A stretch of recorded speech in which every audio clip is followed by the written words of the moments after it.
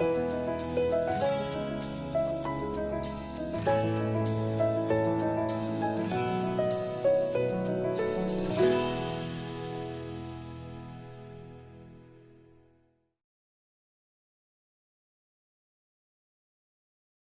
में मेरे प्यारे भाई और बहनों, आप सबको शांति मिले।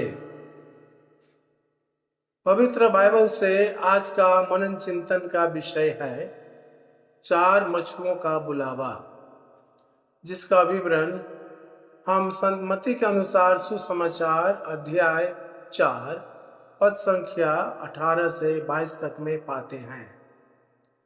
आइए हम प्रभु का वचन सुने। गलीलिया के समुद्र तट पर टहलते हुए यीशु ने 2 भाइयों को देखा, सिमोन जो पेतरुस कहलाता है और उसके भाई अंद्रियास को। वे समुद्र में जाल डाल रहे थे क्योंकि वे मछुए थे। यीशु ने उनसे कहा, मेरे पीछे चले आओ। वे तुरंत अपने जाल छोड़कर उनके पीछे हो लिए। वहां से कुछ दूर आगे बढ़ने पर यीशु ने और 2 भाइयों को देखा, जबेदी के पुत्र याकूब और उसका भाई यूहन्ना को। वे अपने पिता जबेदी के साथ नाव में अपने जाल मरम्मत कर रहे थे। यीशु ने उन्हें बुलाया। वे तुरंत नाव और अपने पिता को छोड़कर यीशु के पीछे हो लिए। क्रिस्त में मेरे प्यारे भाई और बहनों, आज के पवित्र वचन के अनुसार यीशु ख्रिस्त अपने पहले 4 शिष्यों का चयन करते हैं सुसमाचार के प्रचार के काम के लिए। पहला 2 भाई, सिमोन जो पेतरुस कहलाता है और उसका भाई अंद्रियास। ये दोनों मछुए थे और समुद्र में जाल डाल रहे थे। उसी समय यीशु ने उन्हें बुलाया और वे सब कुछ छोड़कर यीशु के पीछे हो लिए। और यीशु ने उनसे कहा, मैं तुम्हें मनुष्यों के मछुए बनाऊंगा। ख्रिस्त में प्यारे भाई और बहनों, जब सुसमाचार का प्रचार का काम शुरू हुआ तो बहुत से लोग यीशु में विश्वास करना शुरू किए, यीशु के पास आने लगे, यीशु से अपना रिश्ता बनाने लगे।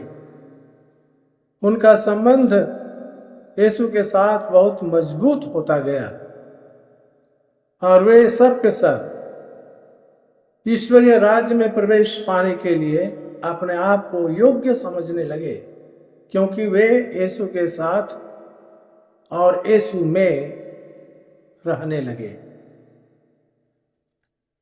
फिर 2 भाइयों को, जिनका नाम याकूब और यूहन्ना था, वे अपने पिता जबेदी के साथ नाव में बैठ करके जाल मरम्मत कर रहे थे। और इन शिष्यों के सुसमाचार के प्रचार के माध्यम से हम जानते हैं कि बहुत से लोग जो यीशु के पास आ रहे थे, वे लाचार, बीमार, दुखी, विभिन्न प्रकार के रोगों से ग्रसित, और इन सबको यीशु ख्रिस्त चंगा करते थे। अर्थात मनुष्य के जीवन में जो कुछ टूटा फूटा था, यीशु उनका मरम्मत करते थे। और इस काम में मदद करने वाला कौन था? उनके शिष्य लोग, क्योंकि उनके शिष्यों के द्वारा ही सबको यीशु के पास लाया जाता था और यीशु के रिश्तेदारी में जोड़ा जाता था। आज हम लोग जो ख्रिस्त कहलाते हैं, उनके सुसमाचार के प्रचार के बदौलत यीशु ख्रिस्त को जान सके हैं। यीशु ख्रिस्त हमारा मुक्तिदाता है, हम उनमें विश्वास करते हैं। इस बात से हम अपने आप में परिपूर्ण हैं। यीशु के दिखलाए गए रास्ते पर हम चलते हैं, इसलिए हम उनके शिष्य शिष्या कहलाते हैं। जो यीशु का अनुकरण करता है वे सब के सब उनके आशीष से भरपूर रहता है और उनके द्वारा यीशु अपने राज्य की स्थापना करते हैं। मनुष्य जाति के बीच उनके शिष्य लोग जो उनका अनुसरण करता वे सब के सब उनके शिष्य हैं। उन सब के द्वारा यीशु अपने सुसमाचार का प्रचार करते हैं कि सब के सब अपने पापों से मुक्त हो जाए। वे सब के सब जो टूटे फूटे हैं उनमें वह पूरी क्षमता आ जाए कि वह अपने आप में पूर्णता को ग्रहण कर सके और इस प्रकार वे ईश्वर के राज्य के सहभागी बन जाए। तो ख्रिस्त में मेरे प्यारे भाई और बहनों, हम यीशु ख्रिस्त के अनुयायी जो बने हुए हैं, हमें देखना होगा कि हम अपनी तरफ से क्या कर रहे हैं, जिससे कि बहुतों को हम यीशु के पास लाकर उनके लिए मुक्ति का द्वार खोल देते हैं, जिससे कि सबको स्वर्ग राज्य का धरोहर प्राप्त कर सके। आइए हम प्रार्थना करेंगे, ईश्वर से आशीष की कामना करेंगे कि हम अपनी तरफ से जो भी हमसे बन पड़ेगा हम करेंगे, जिससे कि सभी कोई मुक्ति को प्राप्त करे और अनंत जीवन प्राप्त करे। आइए हम प्रार्थना करें। हे स्वर्गीय पिता, हम तेरे नाम की महिमा प्रशंसा करते हैं, तुझे धन्य कहते और तेरी आराधना करते हैं।